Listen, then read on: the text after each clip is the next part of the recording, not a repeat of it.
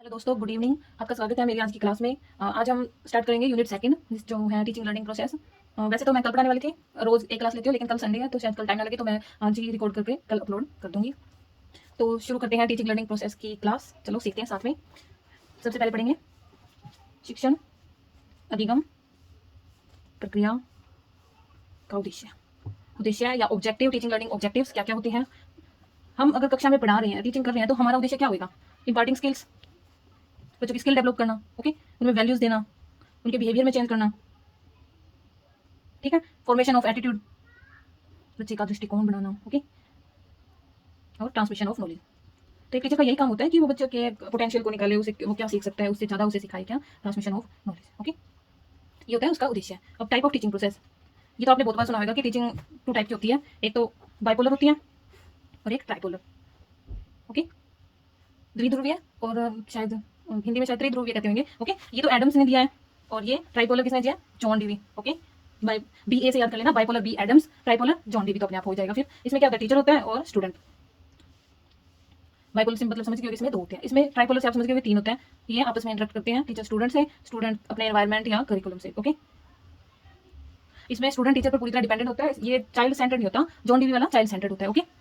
आगे करेंगे variable of teaching, variables of teaching. शिक्षक के चर, क्या, शिक्षण के चर। शिक्षण के कितने चर होते हैं? तीन चर होते हैं, ओके। इसको ऐसे याद कर लेते हैं। एक तो स्वतंत्र चर होता है, जिसे कहते हैं इंडिपेंडेंट, मध्यस्थ होता है, मध्यस्थ चर, और एक होता है निर्भर, वो इसको क्या क्या कहते हैं? डिपेंडेंट, और इंटरवेनिंग, ये होता है मध्यस्थ चर। स्वतंत्र चर कौन होता है? क्लास में स्वतंत्र कौन होता है? टीचर ही होता है। टीचर पर डिपेंड कौन होगा? वो होगा बच्चे, स्टूडेंट्स, ओके। और मध्यस्थ चर क्या होगा? क्लासरूम का एनवायरमेंट कैसा है, कैसी टीचिंग प्रोसेस वगैरह, ये क्या आ जाता है? इसमें आ जाता है, मध्यस्थ चर के अंदर आ जाता है इन्वायरमेंट और लर्निंग एक्सपीरियंसेस, टीचिंग मेथड्स वगैरह, ये किसके अंदर आ जाएंगे? ये मध्यस्थ के अंदर आ जाएंगे। स्वतंत्र कौन होता है? कक्षा में टीचर होता है, और टीचर बिल्कुल फ्री होता है कोई भी कार्य करने के लिए, और स्टूडेंट होता है वो टीचर पर निर्भर होता है, चाहे कितने भी बुक्स वगैरह, कितनी भी टेक्नोलॉजी आ जाए, क्लास में बच्चा टीचर पर निर्भर रहेगा, ओके। इसमें कोई बुरी बात नहीं है, बस एक टीचर को डेमोक्रेटिक होना चाहिए, और अगर बच्चा कुछ पूछे तो उसे बताना भी चाहिए। निर्भर को हम परतंत्र भी कह सकते हैं, ओके। और मध्यस्थ क्या होगा? क्लासरूम का एनवायरमेंट कैसा है, डेमोक्रेटिक एनवायरमेंट है, लर्निंग एक्सपीरियंस, टीचिंग मेथड का कैसे यूज कर रहे हैं, ओके, ये नहीं कि रोड लर्निंग पे चल रहे हैं, तो ये सब बात है। आगे लेवल्स ऑफ टीचिंग की बात होगी, लेवल्स ऑफ टीचिंग।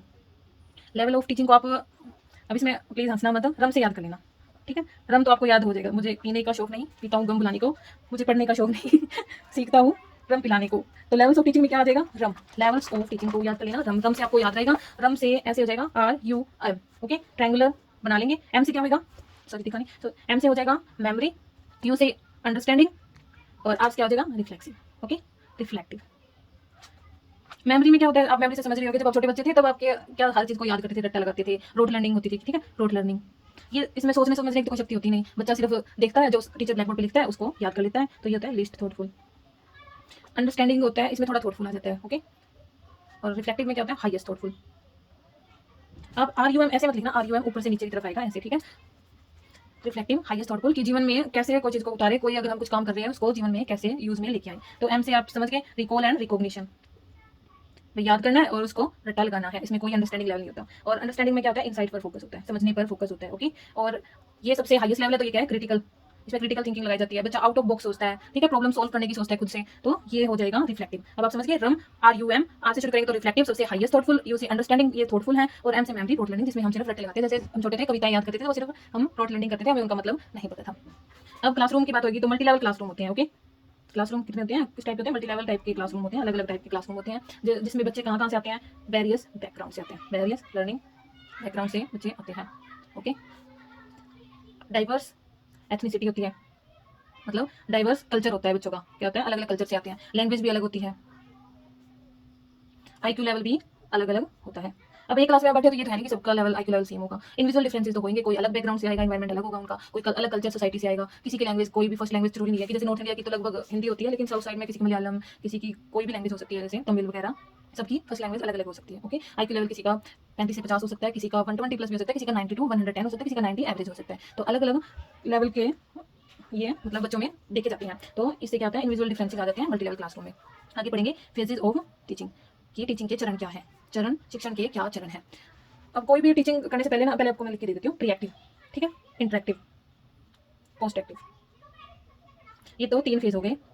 रिएक्टिव मतलब क्लास से पहले जब हम लेसन प्लान करते हैं, जैसे हम जब मैंने यूट्यूब की क्लास अभी रिकॉर्ड करनी शुरू किया, उससे पहले खुद रिवीजन किया है, कुछ लेसन प्लान वगैरह बनाए कि आज ये पढ़ाऊंगी। लेकिन जब हम स्कूल में जाते हैं तो हमारे लेसन प्लान थोड़े अच्छे टाइप के होते हैं, जैसे उसमें ऑब्जेक्टिव वगैरह होते हैं, जनरल पर्पस होता है, स्पेसिफिक पर्पस होता है। जब आपने जब बीएड वगैरह की होगी तब आपने लेसन प्लान बनाए होंगे। ये तो है नहीं कि क्लास में लेसन प्लान बनाए जाते हैं, घर से ही लेसन प्लान बनाए जाते हैं। ओके, क्लास से पहले जब टीचिंग हावर जोड़े जाते हैं पूरे वीक के, तो उसके अंदर लेसन प्लान का भी टाइम जोड़ा जाता है। ओके, इंटरेक्टिव क्या होता है ड्यूरिंग क्लास, जब क्लास में क्वेश्चनिंग वगैरह हो रही है, टीचर स्टूडेंट इंटरेक्ट कर रहे हैं आपस में, नॉलेज का आदान प्रदान हो रहा है, तो वो इंटरेक्टिव फेज होता है। और पोस्ट एक्टिव फेज जब क्लास के बाद होमवर्क दिया जाता है, वर्कशीट दी जाती है, वो क्या होता है, पोस्ट एक्टिव फेज होता है। तो ये फेजेस ऑफ टीचिंग है। प्री एक्टिव फेज जो क्लास से पहले होता है, जैसे लेसन प्लान वगैरह बना के हम आते हैं। और सेकंड क्या होता है, इंटरेक्टिव फेज, जैसे ड्यूरिंग क्लास होता है, क्वेश्चनिंग वगैरह होती है। थर्ड होता है पोस्ट एक्टिव फेज, जिसमें होमवर्क और वर्कशीट दी जाती है। ओके, आगे करेंगे types of education. Types of education, ये तो आपने बहुत बार पढ़ा होगा कि एक फॉर्मल होता है, एक इनफॉर्मल होता है, एक नॉन फॉर्मल होता है। फॉर्मल क्या होता है, जैसे स्कूल कॉलेज में आप जाते हो, वहाँ पर आपको क्या है, डिग्री मिलती है, सर्टिफिकेशन होता है, तो वो क्या होता है, फॉर्मल क्लासेज होती है, फॉर्मल एजुकेशन होती है, सॉरी। तो क्या है, स्कूल कॉलेज में अगर आप रोज डेली क्लासेस लगा रहे हो, कई बार यूनिफॉर्म लग जाती है, कई बार नहीं भी लगती, तो ये क्या है, वहाँ पर आपको सर्टिफिकेशन मिलता है, जो भी आप वहाँ पर पढ़ते हो वो क्या कहलाता है, फॉर्मल या औपचारिक।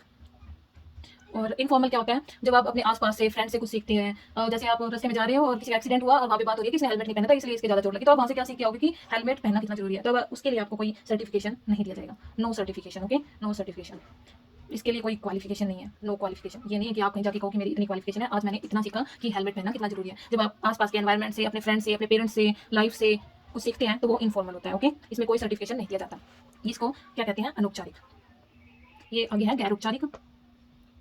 गैर औपचारिक क्या होता है, ओपन स्कूल वगैरह हो गए, ठीक है। जब आप डिस्टेंस स्टडी करते हो, जैसे इग्नू एनआईओएस से आप जब ओपन स्कूल से स्टडी वगैरह करते हो, तो उसे क्या कहते हैं, नॉन फॉर्मल या गैर औपचारिक। इसमें सर्टिफिकेशन हो भी जाता है और नहीं भी। जैसे आप कोचिंग सेंटर में अगर स्टडी वगैरह कर रहे हो, तो वहाँ से आपको कोई सर्टिफिकेशन नहीं दिया जाएगा। अगर आप लाइब्रेरी में पढ़ रहे हो लेकिन आप डेली जा रहे हो और कुछ एजुकेशन नहीं ले रहे हो, जैसे आप गवर्नमेंट एग्जाम की तैयारी कर रहे हो, तो उसके लिए आपको सर्टिफिकेशन नहीं मिलेगा। ओके, तो ये नॉन फॉर्मल होता है। अब यूट्यूब से आप कोई डेली क्लासेस लगा रहे हो, तो वो भी नॉन फॉर्मल के अंदर आता है। तो इसके अंदर क्या सर्टिफिकेशन हो भी जाती है और नहीं भी।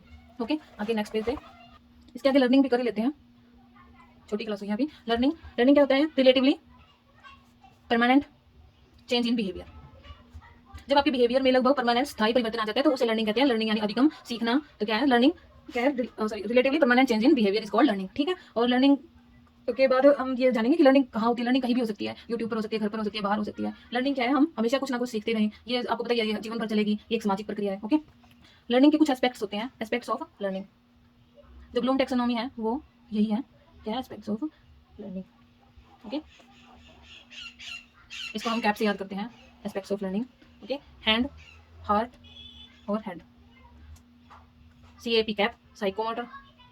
ओके, A से अफेक्टिव, C से कॉग्निटिव। साइकोमोटर से आप समझ गए कि इसमें शारीरिक पक्ष होगा। ओके, इसमें क्या होगा, शारीरिक पक्ष होगा, इसमें भावात्मक पक्ष होगा और इसमें संज्ञानात्मक पक्ष। हेड से रिलेटेड है, यानी इसमें थिंकिंग आएगा, ब्रेन से रिलेटेड कुछ भी होगा, प्रॉब्लम सॉल्विंग वगैरह, थिंकिंग एस्पेक्ट्स होगा, ठीक है, हेड से रिलेटेड होगा। और अफेक्टिव भावात्मक पक्ष में क्या आएगा, कोई भी संवेग होगी, कोई भाव, कोई फीलिंग, ये क्या हो जाएगा, भावात्मक पक्ष में होगा। साइकोमोटर शारीरिक पक्ष, शरीर जो अपने मोटर स्किल से रिलेटेड कोई शारीरिक गतिविधियां है, वो क्या आ जाएगा, साइकोमोटर में। हैंड, हार्ट, हैंड से तो आपको पता चल गया कि हम कोई गतिविधि कर रहे हैं, हार्ट से अपने अंदर कोई फीलिंग होती है, और हेड से क्या हम दिमाग से कुछ भी सोचते हैं, कोई कोडिंग रिकॉर्डिंग या थिंकिंग, मेमोरी, अंडरस्टैंडिंग कुछ भी होगा, वो कॉग्निटिव में आ जाएगा, ठीक है। अब आगे लर्निंग की कुछ विचारधाराएं हैं, लर्निंग की कुछ विचारधाराएं हैं, अधिगम की विचारधाराएं। एक तो है classical conditioning. Okay, classical conditioning ये सारी मैं आपको बाद में एक्सप्लेन कर दूंगी, पहले आप बस ये लर्निंग का सीख लीजिए, फिर मैं आपको पूरी अच्छी तरह से क्लासिकल कंडीशनिंग बता दूंगी। इसको हिंदी में शास्त्रीय अनुबंधन का सिद्धांत कहते हैं।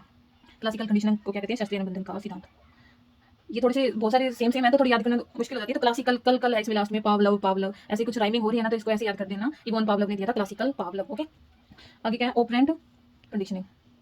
ऑपरेंट कंडीशनिंग ये क्या है, क्रिया प्रसूत का सिद्धांत है। क्या है, क्रिया प्रसूत का सिद्धांत। ये किसने दिया था, स्किनर ने। ओ स्किनर ऐसे याद कर लेना, अगर आपको याद हो, सीधा याद हो तो बहुत अच्छी बात है, पर कुछ ये थ्योरीज सेम है, मतलब SRR SO SS ये सेम है, तो थोड़ी सी डिफिकल्टी हो जाती है। तो इसको ऑपरेंट कंडीशनिंग को कैसे, ओ Skinner classical Pavlov. Okay, observational theory of learning, ये क्या, अवलोकनात्मक सिद्धांत, जो किसका है, बंडूरा का, ये बंडूरा ने दिया है। फोर्थ क्या है, कोग्निटिव। ये तो कोग्निटिव का तो आपने बहुत बार पढ़ा होगा, संज्ञानात्मक का सिद्धांत, जो किसने, पियाजे ने दिया है। तो इसका तो हर किसी को लगभग याद रहता है, जीन पियाजे और ब्रूनर। ओके, अब लर्निंग की कैरेक्टरिस्टिक कर लेते हैं, ये मैं आपको बाद में एक्सप्लेन कर दूंगी, अलग से इसकी क्लासेस लेनी पड़ेगी, नहीं तो क्लासेस बहुत लंबी हो जाएंगी। कैरेक्टरिस्टिक ऑफ लर्निंग, लर्निंग की विशेषताएं क्या क्या है। लर्निंग क्या दिशा निर्देशित होती है। ओके, अब जैसे आपको केवीएस टीचर बनना है, किसी को DSSB में जाना है, तो कोई भी एग्जाम क्लियर करना है तो उस दिशा में काम करना होगा। जैसे कोई बच्चा चाहता है कि मैं केवीएस टीचर बनूं, तो +2 के बाद उसको BA, B.Ed, JBT, DL जहाँ पर जो भी कहते हैं टीचिंग कोर्स करने पड़ेंगे, ठीक है। जैसे स्विमिंग वगैरह सीखनी है तो उसे पहले जाना पड़ेगा, ये नहीं कि घर पे बैठे सीख जाएगा। ओके, दिशा निर्देशित होता है, एक्टिव प्रोसेस है, हमेशा सक्रिय है, हमेशा चलती रहती है, सतत यानी कंटिन्यूअस है, ऑनगोइंग प्रोसेस है, जीवन भर चलती है। ओके, क्योंकि हम कुछ ना कुछ जीवन में सीखते ही रहते हैं, धीरे धीरे तो होती है और कंटिन्यूअस भी है। जैसे केवीएस टीचर बनना है तो ये नहीं है कि आप आज आपने जेबीटी का कोर्स पूरा किया, अगर आप पहले से तैयारी करें तो वो अलग बात है। तो उसके बाद आप चाहें कि मैं केवीएस टीचर बन जाऊँ, उसके लिए आपको कुछ प्रोसेस से गुजरना पड़ता है, कुछ दिन तैयारी करनी पड़ती है। इससे पहले सीटेट क्लियर करना पड़ता है जो कि क्वालिफाई है, फिर उसके बाद आपको केवीएस का एग्जाम देने को मिलेगा जिसमें आपको लगातार तैयारी करनी पड़ेगी। थोड़ी थोड़ी रोज करो, लेकिन रोज करो। ओके, ये नहीं कि बीच में छोड़ दो, तो एक बार बीच में छोड़ दिया तो टाइम बिगड़ जाता है, शेड्यूल बिगड़ जाता है। ओके, और ये एक व्यक्तिगत प्रक्रिया है, मतलब हर बच्चा अलग है, अपने आप में यूनिक है। किसी का सीखने का स्लो है, कोई मीडियम रेंज से सीखता है, कोई हाई पेस से सीखता है, कोई एवरेज पेस से सीखता है। क्या हर बच्चे का अलग अलग है, हर बच्चे की एज अलग है, बैकग्राउंड अलग है, उसका इंटरेस्ट और एटीट्यूड अलग है, तो हर बच्चा अपने आप में यूनिक है, वो अलग अलग तरीके से सीखता है। आगे क्या है, अधिगम क्या है, ट्रांसफरेबल है। अधिगम ट्रांसफरेबल है, या ऐसे कह सकते हैं अधिगम क्या है, स्थानांतरित है।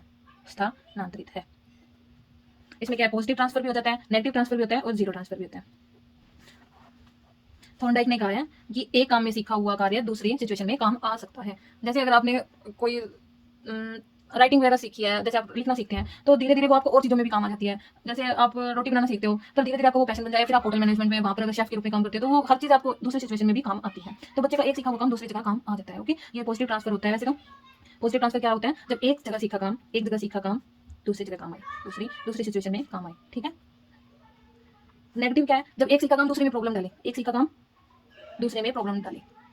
कैसे, जैसे अपनी फर्स्ट लैंग्वेज लगभग हिंदी है, अब हमें इंग्लिश सीखने में प्रॉब्लम क्यों होती है, क्योंकि हमारी फर्स्ट लैंग्वेज उसके बीच में आती है। जैसे फॉरेन कंट्रीज में अगर बच्चे इंग्लिश बोल रहे हैं तो ये थोड़ी वो इंटेलिजेंट है, उनकी फर्स्ट लैंग्वेज है तो उनके लिए वो सीखना थोड़ा आसान है। और बाकी सेकंड लैंग्वेज सीखने के लिए भी बहुत चीजें डिपेंड करती है कि आपका एनवायरमेंट कैसे, आपके आईक्यू लेवल वगैरह, आपका इंटरेस्ट वगैरह सब इस पर निर्भर करता है। ओके, जैसे यहाँ पर आप राइट हैंड साइड पे गाड़ी का वो क्या हैंडल वगैरह, ये क्या कहते हैं, आई डोंट नो, स्टीयरिंग वगैरह होता है तो उसका राइट हैंड साइड होता है। लेकिन फॉरेन कंट्रीज में क्या होता है, लेफ्ट हैंड साइड होता है, तो वहाँ पर जाकर एक बार प्रॉब्लम आती है, ठीक है। तो ये तो नहीं है कि वो सीखेगा नहीं, पर एक बार प्रॉब्लम आती है। जीरो ट्रांसफर क्या होता है, दोनों सिचुएशन अलग अलग कैसे, जैसे मेरी वीडियो भी बन रही है और साथ में मैं पढ़ भी रही हूँ, पढ़ा भी रही हूँ, तो ये दोनों सिचुएशन अलग अलग है। जैसे आप वीडियो देखते देखते कॉफी पी रहे हो, चाय पी रहे हो, या कुछ खाना खा रहे हो, या टहल रही हो, तो क्या है, ये दोनों सिचुएशन अलग है। एक तो आप पढ़ रहे हो, एक आप टहल रहे हो, एक आप पढ़ रहे हो, एक आप खाना खा रहे हो, कुछ तो खाना बनाते बनाते भी पढ़ते रहते हैं, ठीक है। तो ये क्या है, जीरो ट्रांसफर है। तो क्या पॉजिटिव ट्रांसफर क्या होता है, जब एक जगह सीखा काम दूसरी जगह काम आई, और नेगेटिव एक सीखा काम दूसरे में प्रॉब्लम डाले। और जीरो ट्रांसफर क्या है, दोनों सिचुएशन अलग अलग हो। आगे क्या है, लर्निंग मैंने आपको पहले बताया था कि एक सामाजिक प्रक्रिया है। समाज में रहकर ही हम क्या है, कोऑर्डिनेशन सीखते हैं और सहायता करना सीखते हैं, कि एक दूसरे की कोऑपरेशन करना सीखते हैं। इसकी वजह से बच्चे जल्दी सीखते हैं। जब हम अपने पीयर ग्रुप में कोऑर्डिनेशन के थ्रू, कोऑपरेशन के थ्रू जल्दी सीखते हैं। ओके, आप ये लिख लेना। लर्निंग शुड बी मीनिंगफुल, मतलब लर्निंग है क्या, अर्थपूर्ण होनी चाहिए। लर्निंग अर्थपूर्ण होनी चाहिए, क्योंकि रियलिटी से जुड़ी हुई है, नहीं कि कुछ भी रोड लर्निंग करवा दी, रोड लर्निंग नहीं करवानी। ओके, ये मेमोरी लेवल में जो अपन किया था, रम में एम से memory level, okay, road learning नहीं करवानी। और अनलर्निंग क्या है, किसी चीज को भूलना भी क्या है, also a part of learning. जैसे आज प्रेजेंट में इंडिया के सीजीआई कौन है, BR गवई, भूषण रामस्वामी गवई हैं, वो 52nd है। और इससे पहले कौन थे, इससे पहले 51st कौन थे, संजीव खन्ना। ओके, तो संजीव खन्ना को हमें भूलना होगा, ये हो सकता है कि वो ऐसे जीएस में आ जाए, लेकिन प्रेजेंट की बात आई तो हमें उसे भूलना होगा, तो वो अनलर्निंग हो गई। और हमने कुछ नया सीखा कि BR गवई अब हमारे 52nd जज है। जैसे न्यू PM मोदी जी हैं, इनसे पहले कोई और थे। और जैसे आज प्रेसिडेंट अपने श्रीमती द्रौपदी मुर्मू जी हैं, और इनसे पहले श्री रामनाथ कोविंद जी थे। तो unlearning is also a part of learning, कि भूलना भी क्या है, सीखना ही है। अगर आप कुछ भूल रहे हैं तो वो भी क्या है, सीखना ही है। तो ये क्या होगी, कैरेक्टरिस्टिक होगी कि लर्निंग सामाजिक प्रक्रिया है, अर्थपूर्ण होनी चाहिए, रोड लर्निंग नहीं होनी चाहिए, स्थानांतरित होती है और हमेशा चलती रहती है, सतत प्रक्रिया, धीरे धीरे सीखते हैं। तो ये क्या है, लाइफ लॉन्ग प्रोसेस है। ये सारी इसकी कैरेक्टरिस्टिक होगी। अब क्या है, अधिगम को प्रभावित करने वाले कारक, फैक्टर्स क्या है, फैक्टर्स अफेक्टिंग लर्निंग। ओके, जो ये फैक्टर्स है, ये पॉजिटिवली और नेगेटिवली दोनों प्रभाव डाल सकते हैं। जैसे बच्चे की इंटेलिजेंस है, बुद्धि है, वो क्या है, अगर IQ लेवल कम है तो बच्चे पर नेगेटिव प्रभाव होगा, अगर IQ लेवल ज्यादा है तो पॉजिटिव प्रभाव होगा। मोटिवेशन, और मोटिवेशन का तो स्किनर ने कहा है कि it is runway for learning, ठीक है, कि ये तो रनवे है। मोटिवेशन के बिना बच्चा टूट जाता है, मोटिवेशन टाइम टू टाइम मिलता रहे तो क्या बच्चा अच्छा कर लेता है। इमोशन, बच्चे के संवेग कैसे, वो जल्दी तो कोई बात पे चिड़चिड़ा या कुछ नहीं हो जाता, ये इस पे लर्निंग पे अफेक्ट डालते हैं। रुचि, इंटरेस्ट क्या है, मान लो आपका इंटरेस्ट कुछ और है, जैसे आप मॉडलिंग वगैरह करना चाहते थे, लेकिन आपकी फैमिली प्रेशर डाली कि ये सब नहीं चलेगा, सिंपल कोई भी काम करो जो हमने हमारे मतलब पहले से आते आए हैं, आउट ऑफ बॉक्स नहीं करना, तो फिर क्या आपके इंटरेस्ट नहीं रहेगा कोई भी काम करने में, आपका इंटरेस्ट उसी में होगा। ओके, दृष्टिकोण और अभिक्षमता, कि बच्चे की कैसा एप्टीट्यूड है, कैसा एटीट्यूड है, ये भी क्या है, बच्चे के सीखने पर प्रभाव डालती है। आपके बिलीफ क्या है, आपके क्या बिलीफ्स हैं, आपके क्या वैल्यूज हैं। ओके, और आपके सीखने की शैलियाँ क्या हो सकती है, कि कुछ बच्चे देखकर सीखते हैं, ठीक है, विजुअल, कुछ सुनकर सीखते हैं, ऑडियो, और कुछ क्या है, डूइंग करके, काइनेस्थेटिक। ओके, तो डूइंग, तो ये 3 शैलियाँ होती है, कुछ विजुअल, कुछ देख के सीखते हैं, कुछ सुनकर सीखते हैं, कुछ करके सीखते हैं। देख के सीखने वाले 65% होते हैं और सुनकर सीखने वाले 30% होते हैं, ओरल भी कहते हैं इसको। और ये क्या है, एक्टिविटी करके सीखते हैं, वो 5% होते हैं। ज्यादा क्या होते हैं, विजुअल। और आप सोच रहे होंगे कि मैं तो देखकर भी सीखता हूँ, सुनकर भी सीखता हूँ, कुछ मिलने जुले भी होते हैं, लेकिन ज्यादातर यही पाए जाते हैं। ओके, और इसमें कुछ पर्सनल फैक्टर भी होते हैं जो अफेक्ट करते हैं, पर्सनल फैक्टर्स क्या होते हैं कि बच्चे की एज क्या है, बच्चे का इंटरेस्ट क्या है, उसकी नीड्स क्या है, कि हम कुछ और ही सिखा रहे हैं, उसकी नीड्स कुछ और, बाय चांस वो साइकिल सीखना चाहता है और हम उसे धक्के से स्विमिंग में डाल रहे हैं, ओके, तो उसका मोटिवेशन, ये सब क्या है, पर्सनल फैक्टर है। और एनवायरमेंटल फैक्टर, अपने आसपास का कोई नेचुरल फैक्टर है, कुछ भी क्या हो सकता है, उसका घर होगा, होम, उसका स्कूल, उसका पीयर ग्रुप कैसा है, ये उसकी लर्निंग पर अफेक्ट डालेगा। अगर अच्छे ग्रुप में रह रहा है तो सही सीखेगा, संगति का असर होता ही है, माना चाहे ना माना। मीडिया, सोशल मीडिया पर कितना एक्टिव है, इकोनॉमिक स्टेटस, उसके परिवार की आर्थिक स्थिति कैसी है, लर्निंग मटेरियल उसे मतलब टीचिंग लर्निंग मटेरियल सही प्रोवाइड किए जा रहे हैं या नहीं।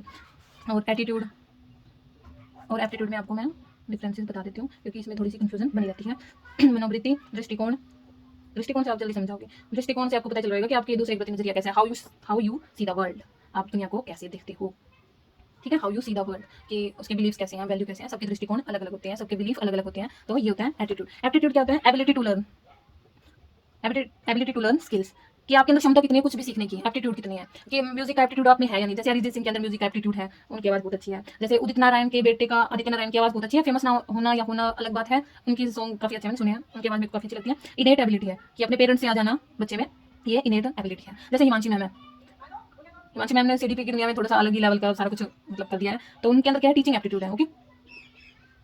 उनके पेरेंट्स, उनकी मोम, उनकी मम्मा है जो वो टीचर हैं, तो उनके अंदर क्या है, टीचिंग एप्टीट्यूड अपने आप आ गया, उनके अंदर क्या है, टैलेंट है टीचिंग का, तो ये टीचिंग एप्टीट्यूड आ गया। एटीट्यूड क्या, कि आप दुनिया को कैसे देख रहे हो, आपके वैल्यू, उनकी वैल्यूज वगैरह और बिलीफ वगैरह, ये हो गया। तो एटीट्यूड और एप्टीट्यूड में ये चेंज हो गया। लर्निंग है जो सामाजिक प्रक्रिया है। एक टीचर के तौर पर अपने को यही ध्यान रखना है कि हमें कोई भी ऐसा वर्ड नहीं कहना कि ये तो रॉन्ग है, ये तो गलत है, तुम्हें तो कुछ आता ही नहीं है, तुमने ये कैसे कर दिया। ऐसे वर्ड्स को यूज करने से अच्छा कोई अल्टरनेटिव हमें ढूंढना चाहिए कि अच्छा ये तो सही है, तुम ऐसे भी कर सकते हो, इसमें ये भी जोड़ सकते हो, तुम्हारा आइडिया भी अच्छा है, तुम इसमें ये जोड़ सकते हो। सीधा बच्चे को ये नहीं कहना कि तुमने गलत किया है, इससे बच्चा क्या है, डिमोटिवेट हो जाता है। अब हम थोड़ी सी रिवीजन कर लेते हैं, ओके। हमने क्या पढ़ा, टीचिंग लर्निंग प्रोसेस और उसके ऑब्जेक्टिव। ऑब्जेक्टिव क्या होता है कि बच्चे में ज्ञान डालना है, फॉर्मेशन ऑफ एटीट्यूड, बच्चे की मनोवृत्ति का निर्माण करना है, ट्रांसमिशन ऑफ नॉलेज और imparting skills. Types of teaching क्या थी, बाइपोलर और ट्राइपोलर। बाइपोलर एडम्स ने दिया था, ट्राइपोलर जॉन डीवी ने दिया था। और टीचिंग के क्या है, 3 वेरिएबल बताए थे। एक तो इंडिपेंडेंट जो टीचर होता है, डिपेंडेंट जिस पे स्टूडेंट क्या होता है, टीचर पर डिपेंड होता है, और मध्यस्थ जो क्लास का एनवायरमेंट होता है, इंटरवेनिंग एनवायरमेंट। और लेवल ऑफ टीचिंग में मैंने आपको क्या बताया था, क्रम से याद कर लेना। आर से रिफ्लेक्टिव जो मोस्ट थॉटफुल है, और अंडरस्टैंडिंग थॉटफुल है, और मेमोरी क्या है, रोट लर्निंग जो लिस्ट थॉटफुल है, ओके। क्लासरूम क्या है, मल्टी लेवल क्लासरूम होते हैं, बच्चे अलग अलग बैकग्राउंड से आते हैं, डाइवर्स कल्चर होता है, लैंग्वेज अलग अलग होती है, आईक्यू लेवल अलग अलग होता है। चरण फेज ऑफ टीचिंग क्या होता है, 3 फेजेस होते हैं। एक प्रीएक्टिव होता है जो क्लास से पहले लेसन प्लान वगैरह बनाना, इंटरेक्टिव जो ड्यूरिंग क्लास होता है, और पोस्ट एक्टिव जैसे होमवर्क या वर्कशीट देना। अब बताएंगे टाइप्स ऑफ एजुकेशन। 3 टाइप की होती है, formal, informal, non formal. Formal क्या होता है, जो स्कूल कॉलेज से सीखते हैं, जिसमें सर्टिफिकेशन होता है, जिसमें सर्टिफिकेट क्वालिफिकेशन दी जाती है, ओके। अनौपचारिक क्या होता है, इसमें कोई सर्टिफिकेशन नहीं होता, ना कोई क्वालिफिकेशन होती, लाइफ और फ्रेंड पेरेंट्स से, आसपास के वातावरण से सीखते हैं। गैर औपचारिक क्या होगी, नॉन फॉर्मल जो ओपन स्कूल होते हैं, और जो डिस्टेंस स्टडीज वगैरह होती है, जिसमें सर्टिफिकेशन हो भी सकता है और नहीं भी, जैसे इग्नू और एनआईओएस और यूट्यूब से सीख रहे हो तो इसमें कोई सर्टिफिकेशन नहीं है, क्लासेस डेली लगा रहे हो लेकिन नो सर्टिफिकेशन, ओके। आगे लर्निंग। लर्निंग क्या है, permanent change in behaviour, relatively permanent change in behaviour, okay. इसमें क्या एस्पेक्ट्स ऑफ लर्निंग क्या है, ब्लूम्स टैक्सोनॉमी है जो, इसको कैप से याद करेंगे। सी से कॉग्निटिव, हेड मतलब इसमें मेमोरी वगैरह का यूज होता है प्रॉब्लम सॉल्विंग के लिए, और हार्ट से अफेक्टिव, हार्ट से आप समझ के फीलिंग का है, हैंड से साइकोमोटर शारीरिक पक्ष होता है, ओके। लर्निंग की कुछ विचारधाराएं हैं। एक क्लासिकल कंडीशनिंग जो शास्त्रीय अनुबंधन का सिद्धांत है, क्लासिकल कल से पावलोव, ऑपरेंट कंडीशनर ओक स्किनर, क्रिया प्रस्तुत का सिद्धांत है। Observational theory of learning Bandura का है, और कॉग्निटिव आपको ध्यान में ही है, आपने बहुत बार पढ़ा होगा, जीन पियाजे या ब्रूनर, ओके। इनको एक्सप्लेन मैं कोई नेक्स्ट क्लास में कर दूंगी, अभी हमारी रेगुलर सीरीज चल रही है, ओके। लर्निंग की कैरेक्टरिस्टिक क्या है, कि दिशा निर्देशित होता है, हमारा कोई गोल होता है कि हमें क्यों लर्निंग करनी है, और उस रास्ते में हमें मतलब मान लो हमें केवी से पहुंचना है तो हम उस रास्ते पे चल रहे हैं, और जो जो उस रास्ते पे हमारे लिए इंपॉर्टेंट है, जैसे हमें पहले जेबीटी बीएड वगैरह करनी इंपॉर्टेंट है, फिर सीईटी क्वालीफाई करना जरूरी है, फिर तैयारी करके केवीएस क्लियर करना, ये क्या है, गोल डायरेक्टेड बिहेवियर है। ये एक्टिव प्रोसेस है जो हमेशा चलती रहती है, ऑनगोइंग प्रोसेस है, इसमें धीरे धीरे ही बच्चे का विकास होता है, धीरे धीरे लर्निंग होती है। ये व्यक्तिगत प्रक्रिया है, इंडिविजुअल डिफरेंसेस होते हैं बच्चों में, कुछ जल्दी सीखते हैं, कुछ लेट सीखते हैं, ओके। अधिगम स्थानांतरित होता है। पॉजिटिव होता है जो एक जगह सीखा दूसरी जगह काम आ जाए। नेगेटिव क्या होता है, जो दूसरे में प्रॉब्लम डाले, जैसे मैंने आपको राइट लेफ्ट हैंड का बताया था। जीरो ट्रांसफर, जिसमें दोनों सिचुएशन अलग हो, जैसे आप वीडियो देखते हुए खाना खा रहे हो। सामाजिक प्रक्रिया क्या है, जिसमें पीयर ग्रुप्स के साथ कोऑर्डिनेशन कोऑपरेशन करके बच्चे सीखते हैं, उसे सामाजिक प्रक्रिया में आता है। अर्थपूर्ण लर्निंग शुड बी मीनिंगफुल होनी चाहिए, रोट लर्निंग नहीं होनी चाहिए। मेमोरी सिर्फ रटन पर विश्वास नहीं रखना चाहिए, सीखने पर विश्वास करना चाहिए। अंडरस्टैंडिंग और रिफ्लेक्टिव लेवल पर सीखना चाहिए। और क्या unlearning is also a part of learning, कुछ भूलना भी क्या है, अनलर्निंग भी क्या है, लर्निंग का ही पार्ट है। जैसे अब न्यू पीएम मोदी है, और अगर आगे कोई और पीएम बनेंगे तो हमें मोदी जी को भूलना होगा। आगे क्या है, फैक्टर अफेक्टिंग लर्निंग, और जो फैक्टर है लर्निंग को अफेक्ट करने वाले क्या होते हैं, बुद्धि, इंटेलिजेंस, आईक्यू लेवल कम ज्यादा, पॉजिटिवली और नेगेटिवली दोनों प्रभाव डालते हैं, पॉजिटिवली और नेगेटिवली, ओके, दोनों प्रभाव डालते हैं। मोटिवेशन और emotion, interest, aptitude, attitude, beliefs, values और लर्निंग स्टाइल। लर्निंग स्टाइल क्या होते हैं, एक तो विजुअल होता है जो 65% होता है, देख के सीखने वाले, और सुनकर सीखने वाले 30% होते हैं, और एक्टिविटी करके सीखने वाले 5% होते हैं। अब कुछ पर्सनल फैक्टर होते हैं और एनवायरमेंटल फैक्टर होते हैं। पर्सनल फैक्टर में क्या होता है कि एज ऑफ लर्नर, बच्चे की एज क्या है, इंटरेस्ट क्या है, उसकी नीड्स क्या है, उसकी मोटिवेशनल मतलब मोटिवेशन कैसा है, उसकी इमोशनल कंडीशन कैसी है। ये तो नहीं है कि वो मतलब मानसिक रूप से खुश नहीं हो और हम उसे सिखाई जा रहे हैं तो वो नहीं सीख पाएगा। एनवायरमेंटल फैक्टर्स क्या होते हैं, नेचुरल फैक्टर होते हैं, जैसे होम हो गया, स्कूल, पीयर ग्रुप, बच्चे का यूज ऑफ मीडिया, कि वो सोशल मीडिया पे एक्टिव है, या फिर घर में टीवी पर वो क्या देख रहा है क्या नहीं देख रहा, इकोनॉमिक स्टेटस, कि घर का पारिवारिक आर्थिक स्थिति कैसी है, और लर्निंग मटेरियल, ओके। और लास्ट में क्या करेंगे, एटीट्यूड क्या होता है कि हम दुनिया को कैसे देखते हैं। एप्टीट्यूड क्या है कि आपके अंदर कोई भी काम सीखने की एबिलिटी है या नहीं। जैसे अगर आप कोई मतलब ऐसे कहना चाहिए पर जिनकी टांगे नहीं है, तो अगर वो स्केटिंग करना चाहे तो फिर वो स्केटिंग नहीं कर सकते ना, तो उनके अंदर इनेट एबिलिटी होनी चाहिए। पर ये तो शायद नहीं आएगा। आप ये छोड़ो कि हिमांशी मैम है, उनके अंदर टीचिंग एप्टीट्यूड है, वो इनेट एबिलिटी है। ओके, उनके अंदर एबिलिटीज है, वो होता है एप्टीट्यूड। ओके, कोई भी कार्य सीखने के लिए इनेट एबिलिटी टू लर्न। पर वैसे वो कह सकते हैं कि आपके अंदर एबिलिटी टू लर्न की अगर आपके पास टांगे ही नहीं है तो आप एबिलिटी नहीं है आपके अंदर कि आप स्केटिंग सीख जाए। ओके, और कभी भी बच्चे को क्या है, गलत नहीं कहना, रॉन्ग नहीं कहना, इसकी जगह अल्टरनेट कंसेप्शन यूज करने की आप इससे बेहतर कर सकते हैं। अगर आज आपको मेरी क्लास पसंद आई हो तो please like share and subscribe कर लेना। मैं काफ़ी मेहनत कर रही हूँ, इतनी गर्मी में बिना पंखे के क्लास ले रही हूँ क्योंकि पंखे की आवाज़ आती है। तो please please please like share subscribe कर लो, मेरे भी फ्लोवर बढ़ा दो, और ऐसे ही हम साथ साथ सीखते रहेंगे, चाहे आप बढ़ाओ चाहे ना बढ़ाओ। मेरा बस कहने का फर्ज था, आगे आपकी मर्जी है, वो आपका पर्सनल पॉइंट होगा। Okay, thank you for listening me. खुश रहिए, आबाद रहिए और ऐसे ही ट्राई करते रहिए।